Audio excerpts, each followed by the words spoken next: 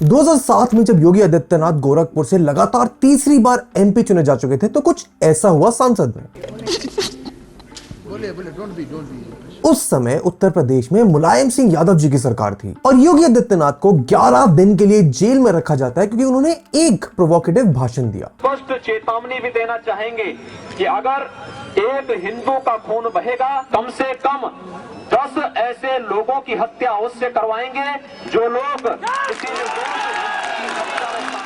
योगी आदित्यनाथ का कहना था कि उन्हें यह कदम इसलिए उठाने लगा क्योंकि तब की सरकार का लॉ एंड ऑर्डर पर कोई कंट्रोल नहीं था उत्तर प्रदेश में। पूरे उत्तर प्रदेश में माफिया गुंडा खुले में क्राइम करते थे और कोई उन्हें कुछ नहीं कह पाता था। एंड ऐसा इसलिए क्योंकि सरकार उन्हें खुद सपोर्ट करती थी। पुलिस की पावर बस नाम की होती थी और किसी गुंडे के खिलाफ अगर शिकायत हो भी जाए तो वो बस FIR नाम की FIR बन के रह जाती थी। उस पर कोई पुलिस एक्शन भी नहीं होते थे एंड अगर कोई पुलिस वाला कुछ करता भी था तो उसी की आफत आ जाती थी। तब एक समय था और यूपी का समय आज बिल्कुल अलग है। Vikas Dubey has been shot dead in an encounter as he was trying to escape from the scene. Gangster Atiq Ahmed और उसके भाई अशरफ अहमद की प्रयागराज में मेडिकल के लिए ले जाते समय गोली मारकर हत्या कर दी गई। Sensational encounter this morning. Former MP and gangster Atiq Ahmed's son Asad was killed in an encounter by the UP police in Jhansi. Uttar Pradesh India का एक ऐसा स्टेट जो अगर एक अलग कंट्री होता तो दुनिया की 5th मोस्ट पॉपुलेटेड कंट्री होता। 2017 से पहले यूपी की ऐसा हालत थी कि बोला जाता था जहां से सड़कें खराब होनी शुरू हो गई मान लो उत्तर प्रदेश आ गया। विजयनगर के बाद अब गाजियाबाद के मिर्जापुर इलाके की सड़कों का हाल देखिए। पता नहीं चलता कि गड्ढे में सड़क बनी है या सड़क में ही गड्ढे हैं। यूपी का पहला एक्सप्रेसवे आजादी के 70 साल बाद जाकर बना था। क्राइम की बात तो छोड़ो, एक जिले से दूसरे जिले में जाने तक घंटों लग जाते थे बिकॉज कनेक्टिविटी इतनी खराब थी। 2017 तक यूपी की इकोनॉमिक ग्रोथ 8th या 10th पोजीशन तक रहती थी जो बहुत कम है कंसीडरिंग इंडिया के अदर स्टेट्स एंड यूपी का size and population. And UP अगर चीज के लिए फेमस था तो वो था गुंडा राज। मैं खुद मेरठ से बिलोंग करता हूँ एंड अपने सामने गुंडा राज कम्युनल वायलेंस मैंने होते हुए देखा है। यूपी का मेरठ बना क्राइम कैपिटल एंड यूपी का माफिया सिस्टम कुछ ऐसा वैसा नहीं था, बहुत ही ऑर्गेनाइज था। हर डिस्ट्रिक्ट में प्रॉपर सिस्टम्स एंड प्रोसेस होते हैं जैसे किसी कॉर्पोरेट में होते हैं। Land mafias, cheating mafias, kidnapping mafias, vehicle stealing mafias, हर तरह के माफिया तुम्हें उत्तर प्रदेश में मिलते थे। I have a team. I am the main boss gunda, and you are my subordinate gunda. You are taking care of this, you're taking care of that. And there were cheating mafias, there were land mafias, there were kidnapping mafias, there were vehicle stealing mafias. It was a big business. In fact Meerut जहां से मैं belong करता हूं वो भी एक mafia का hub था। जैसे मेरठ के सोतीगंज एक ऐसा इलाका था जहां पे कोई भी गाड़ी चोरी होती है तो वो मेरठ में ही आती है कटने के लिए। देश भर में कहीं भी गाड़ी की चोरी हो वो कटने के लिए, गलत इस्तेमाल के लिए मेरठ के सोतीगंज ही आती थी। चोरी करे हुए व्हीकल सिर्फ आधे घंटे में पार्ट्स के लिए कट जाते थे, इतनी तेजी से कि व्हीकल के वापस मिलने की कोई गुंजाइश ही नहीं थी। इसके अलावा यूपी एक और चीज के लिए इनफेमस रहा है एंड वो है दंगे, communal violence. Hindus and Muslim दोनों की बहुत डेंस पॉपुलेशन होने के कारण कम्युनल राइट्स यूपी बहुत कॉमन रहते थे। मेरे शहर मेरठ में ही दो बहुत बड़े कम्युनल राइट्स, एक बार 1987 में और बहुत रिसेंटली 2014 में हुए थे। खराब एजुकेशन, खराब हेल्थ केयर, खराब इंफ्रास्ट्रक्चर, खराब कनेक्टिविटी, गुंडाराज, करप्शन और ना जाने क्या क्या की वजह से Uttar Pradesh was considered to be one of the most backward states of the country. जहां कोई कंपनी इन्वेस्ट नहीं करती थी, यहाँ के यूथ को दूसरे शहरों, दूसरे स्टेट में जाके काम ढूंढना पड़ता था और इतने सालों से ये चीजें हो रही थी कि प्रदेश अंदर से खोखला हो गया था और ऐसा दशकों से चला आ रहा था। मुलायम सिंह, मायावती और अखिलेश जैसे भारी हैवी वेट पॉलिटिशियंस वो नहीं कर पाए जो योगी आदित्यनाथ ने 6-7 सालों में कर दिया। आज उत्तर प्रदेश इंडिया की सेकेंड लार्जेस्ट इकोनॉमी स्टेट है। कुछ समय पहले तक बीमारू कहे जाने वाली उत्तर प्रदेश को 2023 में रेवेन्यू सरप्लस स्टेट घोषित करा गया था। उत्तर प्रदेश has emerged as the second largest economy in India. Conviction rate UP में नेशनल एवरेज से 180 गुना ज्यादा है। 2017 के बाद से यूपी में कोई भी बड़ा दंगा नहीं हुआ है। बाहर की कंपनियां उत्तर प्रदेश में इन्वेस्ट करने के लिए दौड़ी चली जा रही हैं। जहां 70 साल बाद एक एक्सप्रेसवे बना था, आज उत्तर प्रदेश को एक्सप्रेसवे प्रदेश बोला जाता है। एंड इस मार्च में योगी आदित्यनाथ यूपी के लॉन्गेस्ट सर्विंग सीएम बन चुके हैं। इसके बावजूद कि जब वो सीएम बने थे तो पूरे देश में उनकी इमेज एक ऐसे नेता की थी जो कट्टर हिंदू है एंड प्रोवोकेटिव भाषण देते हैं। बट ये हुआ कैसे योगी आदित्यनाथ सिर्फ इतने से समय में यूपी को इतना आगे ले आए एंड यूपी की इतनी बुरी दशा हुई कैसे थी कि यूपी इतना बैकवर्ड रहा, वहां इतने बड़े माफियाज थे, इतना क्राइम था। योगी आदित्यनाथ जो एक सन्यासी हैं, मॉन्क हैं, वो कैसे इतने important, impactful and powerful political leaders बने। एंड सबसे बड़ा सवाल ये कि योगी आदित्यनाथ का ये स्टॉन्च सोच एंड बिलीफ अपने धर्म की तरफ रखना यूपी के विकास का सबसे बड़ा रीजन बना। ये सब जानेंगे इस वीडियो में। बहुत ही इंटरेस्टिंग कहानी योगी आदित्यनाथ की, उत्तर प्रदेश की, पूरे इंडिया की ऑन एन एक्सटेंट तो इस वीडियो में जानने को मिलेगी। तो अगर अभी तक इंटरेस्टेड हो, यहां तक आए हो, तो वीडियो को लाइक करो, क्योंकि तभी यूट्यूब इस वीडियो को और लोगों तक पहुंचाएगा। चैनल को सब्सक्राइब करो एंड जानते हैं कि यूपी की दशा इतनी बर्बाद हुई कैसे। अब इससे पहले कि लोग आकर ये घोषित करें कि बीजेपी ने मुझे ये वीडियो बनाने के लिए पैसे दिए हैं, let me give you some context. मैं पैदा और पला बड़ा हुआ हूँ यूपी के एक शहर मेरठ में, जो जाना चाहता है अपनी स्पोर्ट्स इंडस्ट्री के लिए, पर उससे भी ज्यादा जाना जाता है अपने क्राइम के लिए। एंड मैंने खुद अपनी आंखों में लास्ट 6-7 सालों में मेरठ को, यूपी को इतना डेवलप होते हुए देखा जितने अपने जीवन के उससे पहले के 20 सालों में नहीं देखा था। क्या वो पॉजिटिव चेंजेस थे, वो आए कैसे, उनको जानने से पहले ये समझना जरूरी है कि मेरठ और उत्तर प्रदेश की हालत कितनी बुरी थी और वो हुई कैसे। उत्तर प्रदेश की डाउनफॉल की कहानी शुरुआत होती है 80s और 90s में, जब क्रिमिनल्स को पॉलिटिकल पावर मिलना शुरू हो जाती है। ऐसा इसलिए होता है बिकॉज इंडियन नेशनल कांग्रेस, जो इंडिपेंडेंस के बाद से डोमिनेट कर रही थी इंडियन पॉलिटिक्स में, 80s और 90s आते आते उनकी पॉपुलैरिटी रीजनल पार्टीज के राइज की वजह से कम होना शुरू हो जाती है। एसपी, बीएसपी, बीजेपी जैसी local caste based parties political dynamics change करने लग जाती हैं, लेकिन इन पार्टीज को अपनी पोजीशन छोटे शहरों में स्ट्रॉन्ग करने के लिए ऐसे लोगों की जरूरत पड़ती है जिनका उन शहरों में तगड़ा इंफ्लुएंस हो, और ये लोग होते हैं क्रिमिनल्स और गैंग मेंबर्स। जैसे for example Atiq Ahmed, UP का एक बहुत बड़ा criminal mastermind, gang member,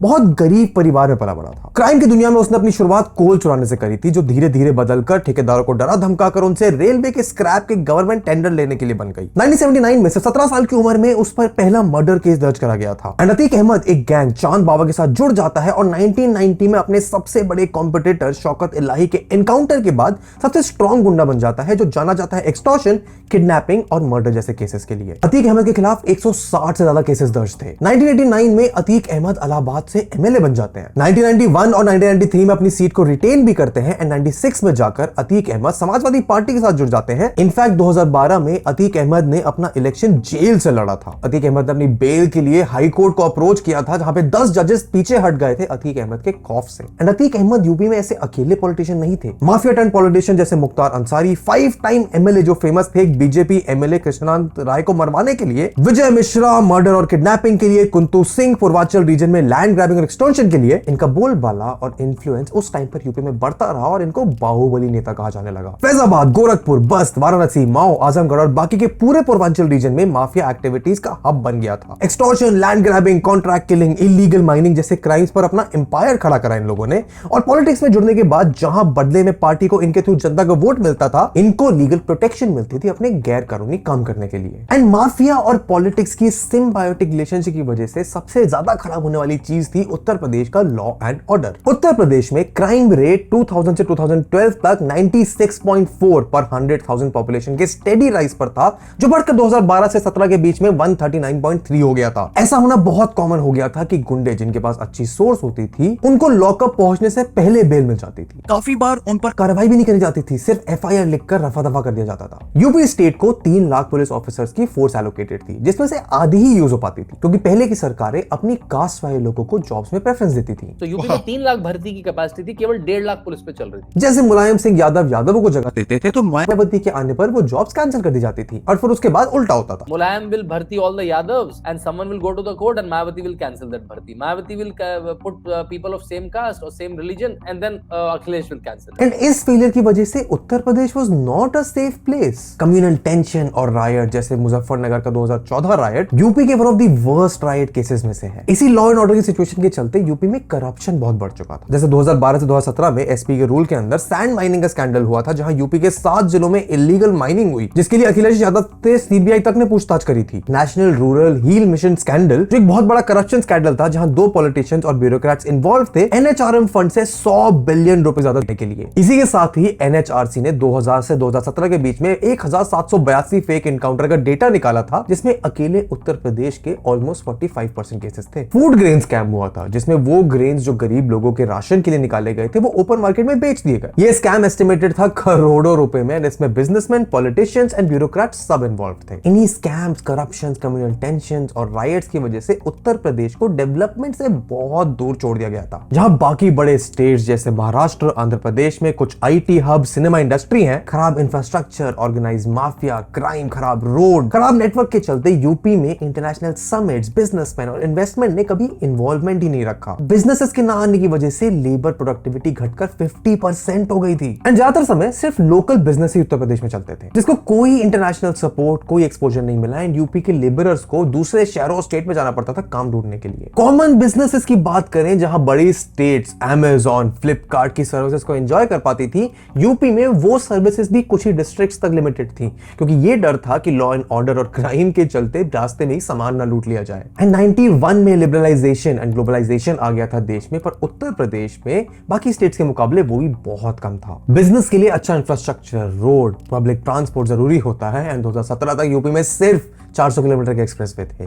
Meerut से दिल्ली जो एक्सप्रेसवे के बाद 1 घंटे में आप कवर कर सकते हो, वो करने के लिए 4 से 5 घंटे लगते थे। एंड इतना ही नहीं, स्टेट में एजुकेशन की हालत बहुत खराब थी। यूपी बहुत नोटोरियसली जाना जाता था अपने चीटिंग और पेपर लीकिंग के लिए। ये इतना नॉर्मलाइज था कि अखिलेश यादव अपनी कैंपेन में बोलते हुए मिले थे कि चीटिंग तो सब करते हैं। अच्छा बताओ, नकल कौन नहीं कर लेता है? जब पास होना होता है थोड़ी बहुत सब कर लेते हैं। उत्तर प्रदेश की गवर्नमेंट स्कूल में टीचर को खुद बेसिक नॉलेज नहीं होती और वहां के इंफ्रास्ट्रक्चर पे तो बिल्कुल भी ध्यान नहीं दिया जाता था। एंड 1947 से 2017 के बीच में उत्तर प्रदेश में सिर्फ 12 मेडिकल कॉलेज खुले थे। 1947 से 2016 तक प्रदेश के अंदर कुल 12 मेडिकल कॉलेज बने थे सरकार के।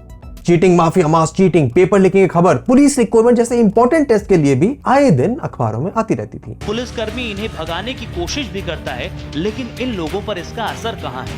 ये इतने मजबूत हैं कि अगर कोई नकल रोकने की कोशिश भी करता है तो ये लोग उसके साथ मारपीट करने पर उतारू हो जाते हैं और जान से मारने की धमकी भी दे देते हैं। गर्मियों में अगर लोगों को बिजली मिल जाती थी तो मानो उनका उद्धार हो जाता था, जिसकी वजह से बिजली चोरी भी एक बहुत बड़ी प्रॉब्लम थी। केंद्र सरकार ने देश भर में बिजली से जुड़ी समीक्षा के बाद आंकड़े जारी किए हैं, जिसके मुताबिक यूपी का हाल सबसे खराब है।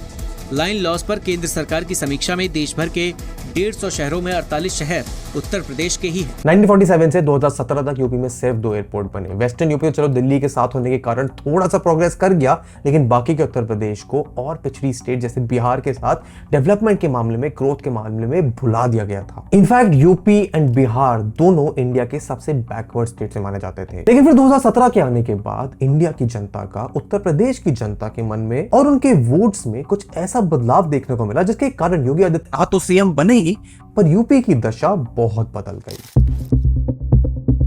योगी आदित्यनाथ ने पहली बार राजनीति में 1998 में कदम रखा था। आदित्यनाथ लोकसभाया सदस्यत्वेन निर्वाचितः। एंड किसी ने नहीं सोचा होगा कि एक शांत स्वभाव का सन्यासी आदमी ऐसे रूप में आपको दिखेगा। पेशेवर माफिया और अपराधियों के सरपरस्त हैं। 2017 की बात करें तो यूपी इलेक्शन जीतने के बाद उत्तर प्रदेश में बीजेपी की सरकार के पास एक बहुत कठिन चॉइस थी, एंड वो चॉइस थी उत्तर प्रदेश का चीफ मिनिस्टर सेलेक्ट करना, क्योंकि इतनी भारी मात्रा से इलेक्शन जीतने के बाद भी सीएम कैंडिडेट सिलेक्टेड नहीं था। मीडिया नाम पे नाम फेंक रही थी। राजनाथ सिंह, उमा भारती, मनोज सिन्हा, स्वतंत्र देव सिंह, दिनेश शर्मा, केशव प्रसाद, वरुण गांधी, सतीश महाना, सुरेश खन्ना और ऐसे ही बहुत सारे नामों में से एक थे योगी आदित्यनाथ। लेकिन योगी आदित्यनाथ को भी आइडिया नहीं था कि इतने बड़े नामों के बीच में वो आगे निकल के आएंगे, उत्तर प्रदेश के चीफ मिनिस्टर बनेंगे। ये चयन कैसे हुआ?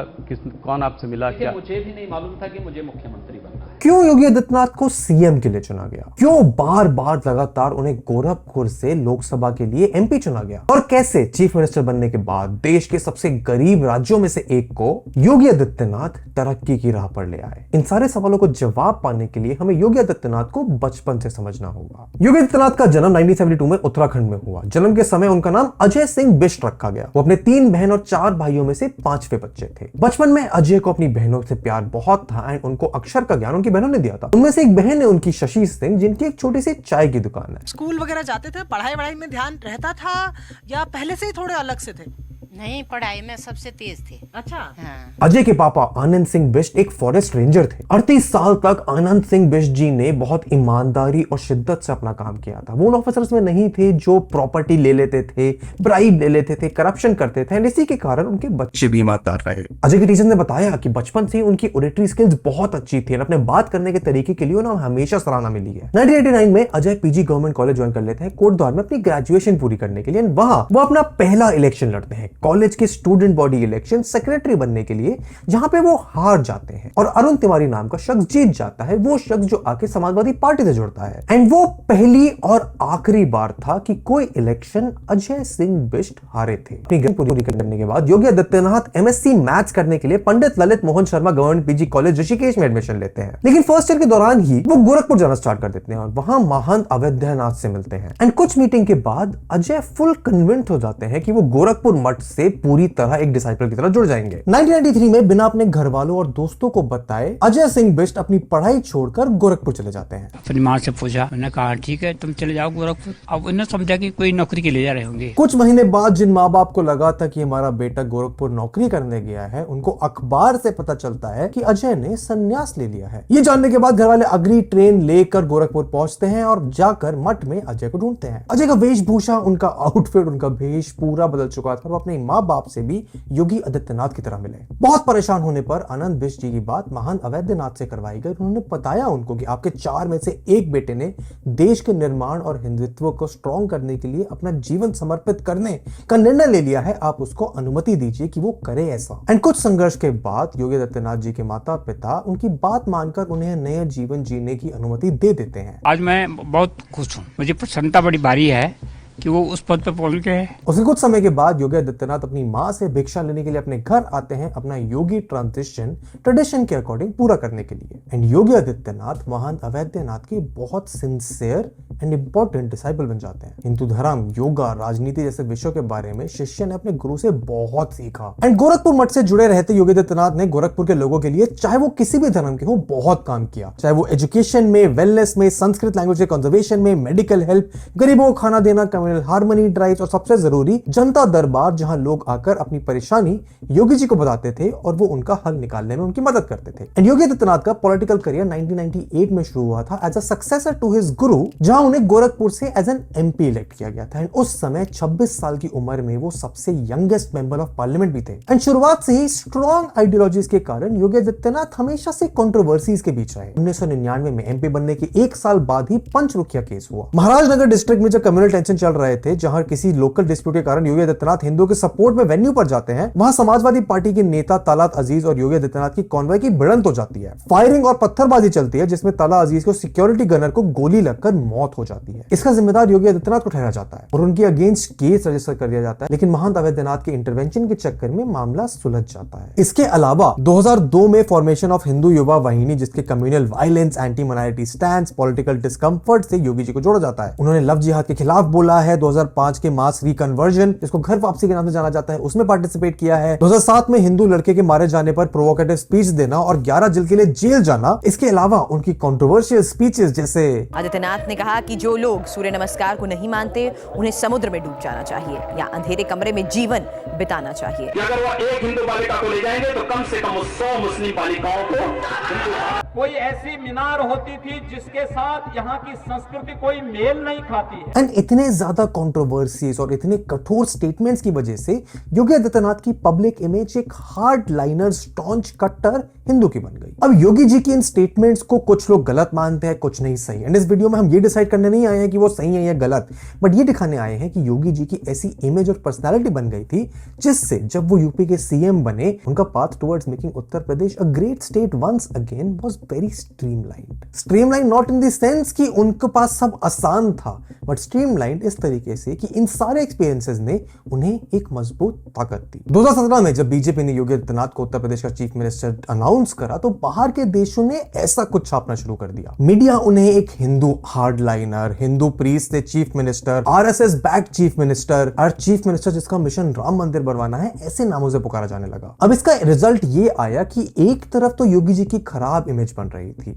पर उनकी स्टॉन्च हिंदू आइडियोलॉजी के चक्कर में काफी सारे हिंदू लोग उनसे जुड़ना और उनको सपोर्ट में आने खड़े हो गए। ये इंपॉर्टेंट इसलिए है बिकॉज उत्तर प्रदेश की वो जनता जो सालों से जातियों में बटी हुई थी, जहां एक जाति मायावती की पार्टी आती तो दूसरी पिछड़ जाती थी एंड अगली साइकिल में वो सेम चीज रिपीट होती थी, उनको आपस में जुड़ के एक collective unifying figure Yogi ji के रूप में मिला। क्योंकि caste based politics Uttar Pradesh के पिछड़े हुए राज्य रहने के पीछे बहुत बड़ा कारण है, क्योंकि इसी की वजह से माफिया, करप्शन और क्राइम्स को बहुत बढ़ावा मिलता है। क्योंकि जिस तादाद में इसकी वजह से क्राइम, माफियागिरी होती थी, गुंडाराज होता था, राज्य जो भी प्रगति करता था, जो भी प्रोग्रेस होती थी, वो अगली साइकिल में फिर वापस आ जाती थी। पर योगी आदित्यनाथ की इस प्रोवोकेटिव स्टॉन्च हिंदू की इमेज से शायद इन जातियों के बीच में पहली बार एकता का एक एहसास हुआ। एंड आज के समय में लोग उत्तर प्रदेश को एज अ स्टेट लेके आगे चलते हैं। एक टाइम पर जहां मैं यूपी से हूं बोलने में लोगों को शर्म आती थी, जाहिल, गवार, गुंडे जैसे स्टीरियोटाइप्स लोगों को बोले जाते थे, आज लोग शान से यूपी के होने का फ्लेक्स करते हैं। जहां कल्चर है, ताजमहल है, राम मंदिर है, एक्सप्रेसवेज है, कॉलेज है, एजुकेशन है, प्रोग्रेस है। लास्ट 6 साल में जो बड़ी चीज चेंज हुई है वो ये है कि उत्तर प्रदेश की इस प्रगति के कारण बिजनेसेस, फॉरेन इन्वेस्टमेंट यूपी में अब आ पा रही हैं। सिर्फ वेस्टर्न यूपी नहीं, वाराणसी, पूर्वांचल जैसे ईस्टर्न यूपी की तरफ भी ग्रोथ देखने को मिली है। स्टारबक्स, डिकैथलॉन, केएफसी, मैकडी जैसे इंटरनेशनल बड़े फ्रेंचाइजीज जो बड़े बड़े शहरों में देखने को मिलते थे, आज छोटे से छोटे शहर में देखने को मिल रहे हैं। ऐसी जगहों पे जहां ऑनलाइन डिलीवरी नहीं हो पाती थी क्योंकि सामान चोरी होने का डर रहता था। एंड ये सिर्फ सेंटिमेंटल वैल्यू के लिए नहीं बोल रहा हूं। 2017 से 2020 तक में एफडीआई का 21% ग्रोथ देखने को मिला है। एंड इसके पीछे योगी आदित्यनाथ का हाथ इस कारण से है कि उस स्टेट का लीडर कैसा है एंड उस स्टेट के लोग अपने लीडर को देखते कैसे हैं, वो बहुत इंपॉर्टेंट है। उत्तर प्रदेश के पुराने लीडर्स की बात करें तो मायावती, अखिलेश यादव, मुलायम सिंह यादव जी ही आते हैं जिन्होंने कुछ 20-25 सालों में उत्तर प्रदेश के ऊपर राज करा। लेकिन ये बहुत नोटोरियस थे कि स्टेट की जिम्मेदारी लेने से पहले वो अपने और अपने साथ वाले लोगों का फायदा कराने पे तत्पर रहते थे। जनता का भी लीडर्स के प्रति वही परसेप्शन था। जिस प्रदेश में जनता बुनियादी सुविधाओं के लिए तरस रही है, वहां पर आप कुछ चंद राजनेताओं के लिए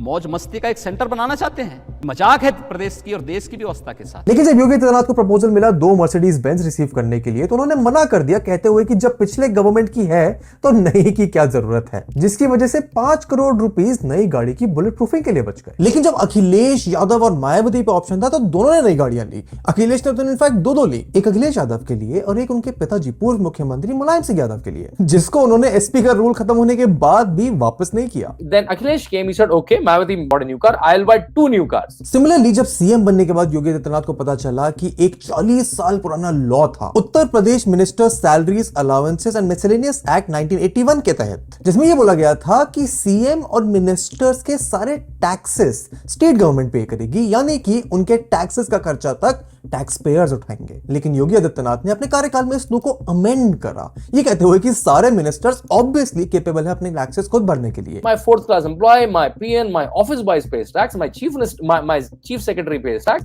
There was a minister sitting there. Minister, sir, you can pay your taxes, right? Like, can't I pay my tax? And from that moment, UP government is no more paying the income taxes of chief ministers and ministers, and they themselves are paying. इससे लोगों को यह समझ आया कि योगी आदित्यनाथ अपने और अपने मिनिस्टर्स से पहले लोगों को रखते हैं एंड मोर इंपॉर्टेंटली उसके साथ लोगों को एक स्टेबल सरकार नजर आई। एंड ये बहुत डिफरेंट था जो पॉलिटिक्स वो देखते आ रहे थे, जिसमें फैमिली पॉलिटिक्स, कास्ट पॉलिटिक्स चलता था एसपी और बीएसपी के टाइम पे। अब जब लोगों को भी विश्वास होने लगा तो सवाल यही बचता है कि कैसे योगी आदित्यनाथ ने महज 5 से 7 सालों के बीच में एक ऐसा प्रदेश जहां गरीबी, गुंडा राज, भ्रष्टाचार, इलिटरेसी से जूझ रहा था, सिर्फ 5 सालों में योगी आदित्यनाथ ने उस स्टेट को डेवलपमेंट की राह में सबसे आगे लाके कैसे खड़ा कर दिया। इस 5 साल के ट्रांसफॉर्मेशन को समझने के लिए 3 एस्पेक्ट्स यूपी के बारे में समझने बहुत जरूरी हैं। क्राइम के प्रति zero tolerance, business connectivity and infrastructure. Uttar Pradesh की स्थिति सुधारने के लिए योगी आदित्यनाथ ने सबसे पहले उसी चीज पर काम करा जिसने पिछले इतने सालों में यूपी की स्थिति सुधारने की नौबत छोड़ी ही नहीं थी, गुंडाराज। शुरुआती महीनों में योगी आदित्यनाथ ने जीरो टॉलरेंस पॉलिसी को लागू कर दिया। अपराध और अपराधियों के प्रति जीरो टॉलरेंस की सरकार की नीति एंड ये एक स्ट्रिक्ट इन्फोर्समेंट स्ट्रैटेजी रही है किसी भी क्राइम के खिलाफ। गुंडागर्दी से लेके रिलीजियस क्राइम से लेके लड़की छेड़ने तक के क्राइम पर योगी आदित्यनाथ ने एक स्ट्रिक्ट पकड़ कसी। माफिया से निपटने के लिए सबसे पहली चीज जो योगी आदित्यनाथ ने करी वो था लिस्ट आउट करना सारे माफिया ग्रुप को एंड वो चीजें लिख के सामने जनता के, अपने मिनिस्टर्स के, लॉ एंड ऑर्डर के सामने लाना कि कौन किस तरीके के माफिया ग्रुप में है। माफिया के खिलाफ Yogi ji mission punishment start करते हैं। इस मिशन में लगभग 62 माफिया ग्रुप्स को क्लोजली मॉनिटर करा गया। बड़े बड़े दुर्दांत माफिया और अपराधी किस कदर उनकी दुर्गति हो रही है। उनके खिलाफ स्ट्रॉन्ग चार्जशीट्स फाइल करी गई एंड मोस्ट इंपॉर्टेंटली विटनेसेस को जो इन माफिया के खिलाफ गवाही देने आते थे एक इकोसिस्टम क्रिएट किया गया जहां पे वो बिना डरे अपनी गवाही दे सके। पहले पुलिस को और विटनेसेस को डर रहता था कि वो कार्यवाही करेंगे किसी गुंडे पर तो दिक्कतें उनको ही झेलनी पड़ेंगी। योगी आदित्यनाथ ने पुलिस को सपोर्ट शो करा बेझिझक बदमाशों के खिलाफ सारी कार्रवाई पूरी करने के लिए। 2022 में योगी जी को बुलडोजर बाबा के नाम से भी जाना जाने लगा। वो इसलिए क्योंकि जो भी प्रॉपर्टी गैंगस्टर्स इलीगली पोजेस करते थे उस पर बुलडोजर चलवा दिया जाता था और जो गैंगस्टर्स भागने की कोशिश करते थे उनका एनकाउंटर हो जाता था। रिपोर्ट के मुताबिक 2023 तक 183 क्रिमिनल्स पकड़े गए हैं और 23,300 को अरेस्ट किया जा चुका है। इन्हें बड़े गैंगस्टर्स विकास दुबे, असद अहमद भी शामिल है। आपने विधानसभा में कहा कि हम माफिया को मिट्टी में मिला देंगे, तो जब ऐसे होता है तो सोशल मीडिया में फैल जाता है अब गाड़ी उलटने वाली है, योगी जी को बुलाओ। बोला जा चुका था कि कभी योगी आदित्यनाथ पुलिस ऑफिसर को कॉल कर सकते हैं चेक करने के लिए कि समय से रिस्पॉन्ड करते भी हैं या नहीं। उत्तर प्रदेश में आजकल एक टेलीफोन की घंटी को लेकर अफसरों में खौफ है। ये फोन की घंटी सुबह 9 बजे से 11 बजे के बीच कभी भी बज जा सकती है और उधर से बोलने वाला कोई और नहीं बल्कि सीएम योगी हो सकते हैं। यूपी पुलिस की स्ट्रेंथ स्टेट में डबल कर दी गई जिसकी वजह से पुलिस लोगों की हेल्प करने के लिए जल्दी अवेलेबल होती थी। इसका फायदा यह हुआ कि UP police across the globe 500 forces में तीसरे नंबर पर आई। दुबई पुलिस के द्वारा एक इवेंट ऑर्गेनाइज किया गया जहां पे पूरी दुनिया के 500 फोर्सेस ने रिस्पांस टाइम कंपटीशन में पार्टिसिपेट करा जिसमें यूपी पुलिस को 3rd प्राइज मिला एंड उनका रिस्पांस टाइम 30 मिनट से घटकर 7 से 8 मिनट हो गया। खुशी की बात है कि ब्लिंकिट से तेज पुलिस आ जाती है। महिलाओं के प्रोटेक्शन के लिए ऑप्शन शक्ति लॉन्च किया गया। लफंडरगिरी और आवारागर्दी से जूझने के लिए एंटी रोमियो स्क्वाड चलाई गई एंड यूपी में विमेन के खिलाफ क्राइम का कन्विक्शन रेट 70.8% है जबकि नेशनल एवरेज सिर्फ 25% है। एंड जैसे ही लॉ एंड ऑर्डर धीरे धीरे ठीक होने लगा उत्तर प्रदेश में बिजनेस की अपॉर्चुनिटीज बहुत तेजी से बढ़ने लगी। ईज ऑफ डूइंग बिजनेस की रैंक में जहां यूपी 2018 में 12वीं रैंक पर था वो 2 साल में 2nd पर आ गया। योगी आदित्यनाथ की गवर्नमेंट ने कुछ ऐसी स्कीम्स निकाली जिसमें यूपी के लोकल बिजनेसेस को ग्लोबल लेवल पर फायदा होने लगा जिनमें सबसे कामयाब रही ODOP मतलब one district one product. One district, one product is an initiative which is seen as a transformational step towards realizing the true potential of a district, fuel economic growth and generate employment and rural entrepreneurship. Banaras की साड़ी, अलीगढ़ के ताले, फिरोजाबाद का glass work, Agra के leather products, ऐसे सारे districts में वहां के लोकल पॉपुलर बिजनेसेस को आइडेंटिफाई करा गया। फिर उनके लिए स्किल ट्रेनिंग, डायग्नोसिस करना, कारीगर को काम दिलवाना, ऑनलाइन सेल सिस्टम सेटअप करना, फाइनेंशियल सपोर्ट देना, काम करने के लिए टूल किट्स देना, एग्जीबिशन होस्ट कराना, ये सब इसलिए ताकि नेशनल और इंटरनेशनल लेवल पर ना सिर्फ इन कारीगरों को, ना सिर्फ इन डिस्ट्रिक्ट से प्रोडक्ट को but UP as a whole को रिकॉग्निशन, सपोर्ट एंड ज्यादा बिजनेस मिले। ये मॉडल इतना सक्सेसफुल रहा कि बाकी स्टेट्स भी इसको अपनाने लगी। इसके अलावा इस गवर्नमेंट ने लिकर पॉलिसी को रेगुलेट करा जो पहले एक मोनोपोली की तरह चलती थी उसको मॉडर्नाइज करा गया जिसकी वजह से स्टेट के अंदर एक्साइज रेवेन्यू में बहुत ग्रोथ हुई। उत्तर प्रदेश में बिजनेस बढ़ाने के लिए यूपी का रोड नेटवर्क बहुत अच्छे से इंप्रूव करा गया। जहां 70 सालों में एक एक्सप्रेसवे बना था सिर्फ 6 सालों में योगी आदित्यनाथ की गवर्नमेंट ने 13 एक्सप्रेसवेज बनवा दिए जिसकी वजह से यूपी को अब एक्सप्रेसवे प्रदेश बोला जाता है। ये एक्सप्रेसवे 3000 किलोमीटर से ज्यादा कवर करते हैं और उसका फायदा ये है कि मैं दिल्ली से लखनऊ अभी जब 2 हफ्ते पहले गया था तो महज 5 घंटे में पहुंच गया। जॉन एफ कैनेडी ने एक टाइम पे कहा था America doesn't have good roads because it is rich, it is rich because it has good roads. And same चीज योगी आदित्यनाथ ने उत्तर प्रदेश के लिए अपनाई। एंड ये तो वो हैं जो बन चुके हैं। अभी आने वाले समय में उत्तर प्रदेश के पास इतने सारे इंफ्रास्ट्रक्चर प्रोजेक्ट्स हैं जैसे RRTS मतलब रैपिड रेल ट्रांसपोर्ट सिस्टम, जैसे मेट्रो चलती है इंट्रा सिटी वैसे ही रेलवे को intercity and intra state level पर बढ़ाएगी। जैसे मेरठ से दिल्ली का RRTS अगले साल तक रेडी भी होने वाला है। एंड ये सारी चीजें एक एक करके नहीं चुनी गई, इनका डोमिनो इफेक्ट होता है।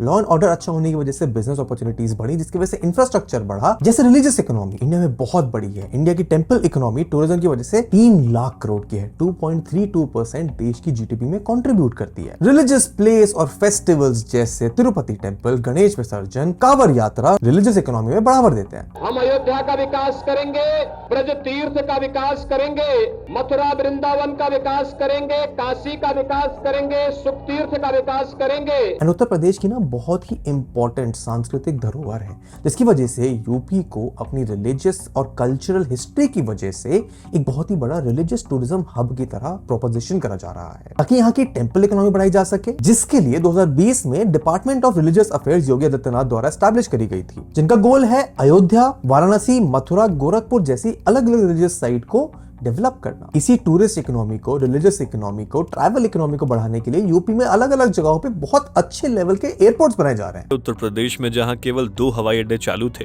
वहीं आज 9 हवाई अड्डे चालू हैं जबकि अन्य 8 हवाई अड्डे लगभग तैयार हैं। 2017 से पहले जहां यूपी में सिर्फ 2 एयरपोर्ट्स चालू थे, वहीं आज के समय में सिर्फ 7 सालों में यूपी के अंदर 20 एयरपोर्ट्स हैं, जिनमें से 15 चालू हैं और बाकी बनाए जा रहे हैं, जिसकी वजह से छोटे शहरों से लेके बड़े शहरों तक को आराम से कनेक्ट करा जा सकता है। एंड अभी खत्म नहीं हुआ है, इसके अलावा उत्तर प्रदेश में एक वर्ल्ड क्लास की फिल्म सिटी बनाई जा रही है मीडिया एंड एंटरटेनमेंट की इंडस्ट्री को बढ़ाने के लिए। एंड इनका गोल है कि बॉलीवुड से मुंबई की फिल्म इंडस्ट्री से बड़ी इंडस्ट्री यहाँ स्टैब्लिश करी जाए। बड़ी खबर यही है कि फिल्म जगत को लेकर यूपी के मुख्यमंत्री योगी आदित्यनाथ ने एक बड़ा ऐलान किया है। यूपी में देश की सबसे खूबसूरत फिल्म सिटी बनेगी। जी हाँ, नोएडा, ग्रेटर नोएडा में बन सकती है नई फिल्म सिटी। मुख्यमंत्री ने इस कार्य योजना पर काम करने के दिशा निर्देश भी दे दिए हैं। इसके अलावा यूपी में बतेरे बिजनेस समिट्स होते रहते हैं, बड़ी बड़ी फैक्ट्रियां यूपी में एस्टैब्लिश करी जा चुकी हैं या फिर करी जाने वाली हैं। एंड इस पॉइंट पे बहुत सारे लोग ये सोच रहे होंगे कि ये चीजें शायद पहले हो चुकी होती, पहले की सरकार ने भी इसमें कुछ किया होगा। प्रॉब्लम यही है, for example film city Yogi Adityanath ने अपने दिमाग से नहीं निकाली है। इसका प्रस्ताव अखिलेश यादव की सरकार के दौरान रखा जा चुका था, पर फिर वो बात कहीं ना कहीं पेपर पर अटकी रह गई एंड एग्जीक्यूट नहीं हो पाई। एंड फिल्म सिटी तो एग्जाम्पल है, ऐसे बहुत सारे प्रोजेक्ट जो आज यूपी में देखने को मिल रहे हैं, जैसे राम मंदिर, एक्सप्रेसवे और बहुत सारी चीजें, वो बहुत टाइम से पेपर पर अटकी हुई थी, बिकॉज यूपी के अंदर वो माहौल ही नहीं था जो उसको प्रोग्रेस करने की राह पर आगे लेके जाए। एंड क्योंकि योगी आदित्यनाथ के आने के बाद वो सारे प्रोजेक्ट शुरू हुए हैं, कुछ खत्म हो चुके हैं, हमारी आंखों के आज सामने हैं, यही एक कारण है कि योगी आदित्यनाथ इतने कम टाइम में वो कर पाए जो लिटरली डेकेड्स में बाकी सरकारें और सीएम उत्तर प्रदेश में नहीं कर पाए थे। एंड मोर इंपॉर्टेंटली, यूपी की सक्सेस के पीछे एक बड़ा कारण है योगी आदित्यनाथ का direct connection, involvement and closeness with Narendra Modi, which means कि state government and central government साथ में काम करके वर्टिकली बेटर अलाइंड होके उन प्रोजेक्ट्स को बेटर एग्जीक्यूट कर सकती है। सेंटर के साथ सिमिलर विजन, सिमिलर आइडियोलॉजीज होने की वजह से सीएम की दिक्कतें कम हो जाती हैं। एंड कंक्लूजन में तुम्हें सिर्फ इतना समझने की जरूरत है कि ये कोई मजाक की बात नहीं है कि यूपी इतने कम सालों में इतना आगे आ चुका है। सोचने की बात यह है कि अगर इतने कम सालों में इतनी प्रोग्रेस हो सकती है, तो उत्तर प्रदेश के वो लोग जो इतनी दशकों से आपस के पॉलिटिक्स, समाजवादी पॉलिटिक्स, जात वाले politics, caste politics, family politics के चक्कर में सिर्फ पिसते आए हैं, इतना कि उनकी स्टेट को, उनकी आइडेंटिटी को नेशनल लेवल पे धिक्कार दिया जाता था, उनके लिए कितने प्रोत्साहन वाली चीज है कि ना सिर्फ उनकी स्टेट की डेवलपमेंट हुई है, उनकी identity as a collective, as an individual, उनकी सेल्फ वर्थ एंड कॉन्फिडेंस की कितनी ग्रोथ हुई है। एंड अगर सिर्फ इतने सालों में इतना कुछ हो गया है, तो आगे आने वाले समय में जैसा लग रहा है कि यूपी की जनता एंड इंडिया की जनता इस सरकार को, इन लीडर्स को सपोर्ट करने वाली है। आगे क्या और कितना अच्छा हो सकता है ये देखने के लिए मैं बहुत एक्साइटेड हूं। अगर तुम भी हो, तुम्हारे क्या ओपिनियन है इसके बारे में, मुझे कमेंट्स में बताओ। यहां तक आ गए हो तो यूट्यूब एल्गोरिथम कहता है ये वीडियो तुम्हें बहुत अच्छी लगेगी। इनफैक्ट यहां पर एक प्लेलिस्ट है ऐसी ही और वीडियोस की। चैनल को सब्सक्राइब करो, वीडियो को लाइक करो, नीचे कमेंट करो, and I see you in the next one. Good bye.